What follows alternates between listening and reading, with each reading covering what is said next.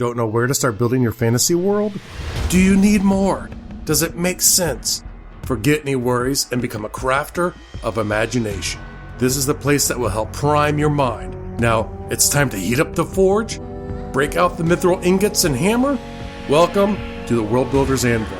I'm your host, Jeffrey W. Ingram. Let's sup from the mug of Java and build. Hello, my name is Jeffrey W. Ingram, and thank you for listening to the third episode of the World Builders Anvil. And today, what I'd like to talk about is how to find inspiration for world building. This is something that people can sometimes get stuck on. I need something new, but I don't know what to do. I want to go more in depth into this culture, but I'm sort of stuck on it. So where is the inspiration I need for my world? And the answer is simple. It's all around us. The world, the universe, it's all the inspiration. Now, one thing you might do is just Google world building websites. There are several very interesting ones, and I will include links to them in the show notes for this episode. But they will actually sometimes give you tips or things to think about, whether it's mapping or how to think of desert cultures, what's important. But there's other people's thoughts, much like this show, on what is good world building and where can you go when you get stuck. The one site that comes to mind right now, growing with information, would be Gardul.com. That is Gardul.com. You can follow me on Twitter or Facebook. I often share out the inspirations I find. I will retweet other people's information that I find interesting, especially with the hashtag world building.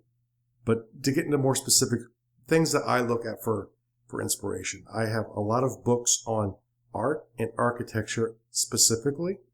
I will flip through them. I try not to overthink too much, but I look for a building. I look for a piece of artwork that really speaks to me.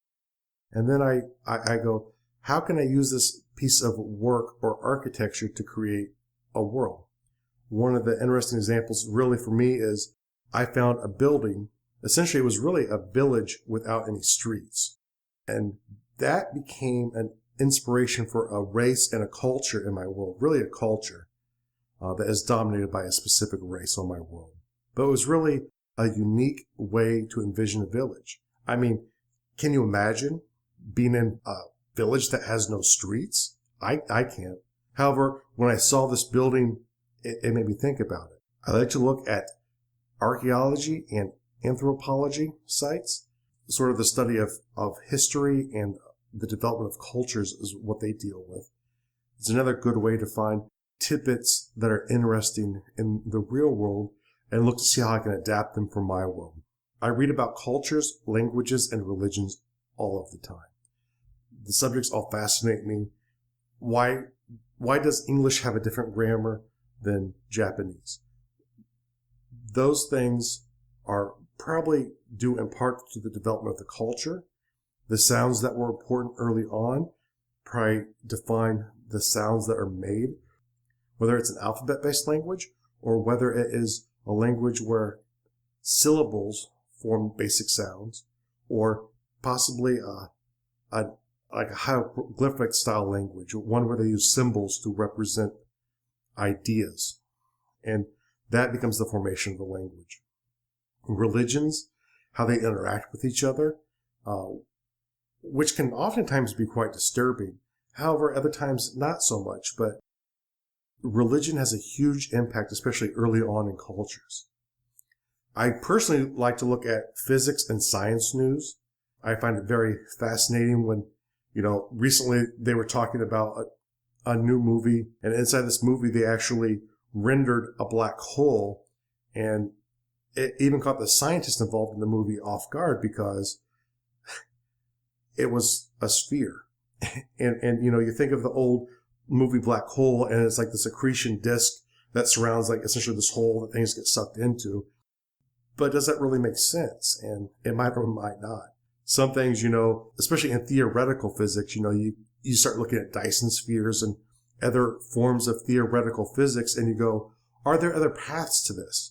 Or maybe I want to do science fiction, in which case I could draw directly from something like a Dyson sphere and say, what would a culture, what would a civilization look like if it lived in this essentially encasement around the sun and the sun powered it? It'd be even more interesting in like a binary system where you have a Dyson sphere on the smaller sun that powers a mega powerful civilization, and you have a larger sun in which it rotates around. And maybe the consequences because of that. What would be the consequence? How much mass do I add to a sun to create a sphere around it? What influence would that have on the other objects in its orbit or its orbit around the center of its galaxy? Would it have an impact? And probably, I would imagine, if a culture is big enough and powerful enough to create one of these things, that they would be able to deal with that. But who knows? Maybe they can't. If you're a big believer in environmental problems and you want to deal with that, look to theoretical research on the consequences of global warming or global cooling. There have been theories on both throughout time, but those are places you can draw inspiration from. If you're into cyberpunk, do some future thought on what the internet could look like in 10 or 20 years. Is it gesture based? Is it voice activated? Is it mobile? Is it a chip in your head? Look to what exists in the world around us. Look to the stars and make up your own constellation and say, why do I have this constellation? Why does it exist? What's the story behind it? Why do I see a picture in that constellation? And that could be a little bit more tricky because we've been sort of trained with constellations, especially if you're an astronomy buff, which is another good place for inspiration. But if you are that kind of buff, you might be forced to see the constellations that exist. But even if that's all you can think of, this leads to the final thing, mythology. Mythology are the stories that early cultures came up with to explain the world and the universe. And think, as I say, this culture, why does this mythology make sense for them? What was it explaining? What was the story they were trying to convey to the people who heard the stories a long time ago or read them depending on when the mythology was created? Now, there are a few things that I feel the need to say are ways not to find inspiration. And one is, if you see an interesting culture or an interesting race, you can't just copy it, from someone's work. There are some exceptions. It depends on how old, like you can use the word elf because elf has been around for a very long time. But if you pick a specific race that someone made up for the world and that was the first instance of it, well, you're actually infringing on their intellectual property. And they might be fine with letting you do that, but ask them, don't just take from someone else's work without at least asking them. And if it's copyrighted, protected by a publisher, you can be sure that if you share this out to the world, they are going to come after you. Now, if you're developing a game world for your friends, you can probably get away with this a bit more. And the second thing to warn you about, and this was a big mistake I made, was I would take cultures and I would transplant them onto my world. I loved the Roman Empire growing up.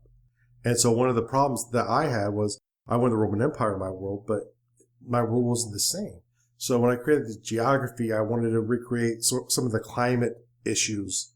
And you need to intercede for some of the Mediterranean climate issues to exist in the world, at least in my non-professional opinion. But you need that enclosure and the importance of this inner sea and a much less accessible outer sea, which is a place of lore and mythology for the group. Beyond the Herculean pillars, I believe is what they were called by the Hellenistic peoples. But you kind of need that sort of interaction to be able to start developing some of the concepts. But even then, it can't just be the Roman Empire on a different world because it doesn't make any sense.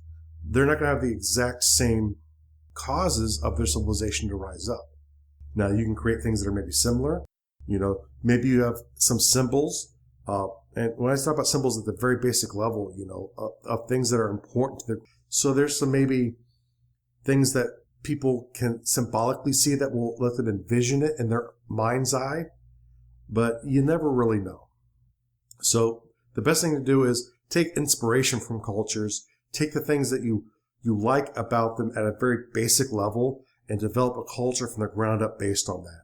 Otherwise, it's going to feel phony to people. Now, the rating for this. This is a basic topic. This is something you need to be able to do to be able to be a good world builder. You have to be able to find inspiration. So get out there, get into the world, and find some stuff. Now, the world building task for the day, go out into the internet, find some of these world building sites, and there's a YouTube channel I'm also going to link down in my show notes. Go sign up for the newsletters. If they don't have newsletters, subscribe to the channels. And when you get a chance, listen to them, comment on them, read through the comments of the groups as well too.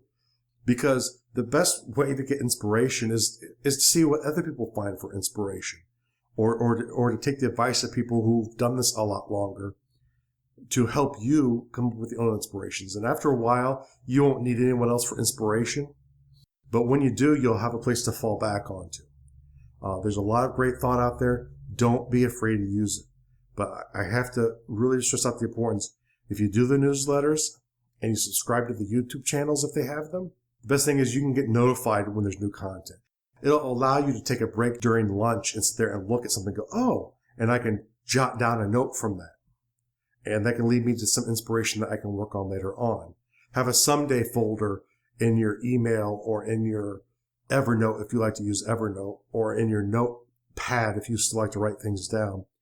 Use those things to come back to when you want to revisit the idea and you have more time. The real world task for today is write a note to your significant other. Hide it somewhere. Somewhere they're going to find it, but just hide it. And it could be short like I love you. It could be a long love letter, or just you telling them how important they are to you. This is something I try and do in a minor way, at least every day. But it helps keep me and my wife connected together. And then when I'm sitting down world building, she isn't worried and stressed out so much about our relationship. And you know what? It makes her feel good. And that helps me in my life as well. So it's really a no-lose proposition. Just leave a little love note for your significant other. It will pay in dividends. The tease for the next episode is going to be a rules breakout. We're going to start getting into the nitty and gritty of world building.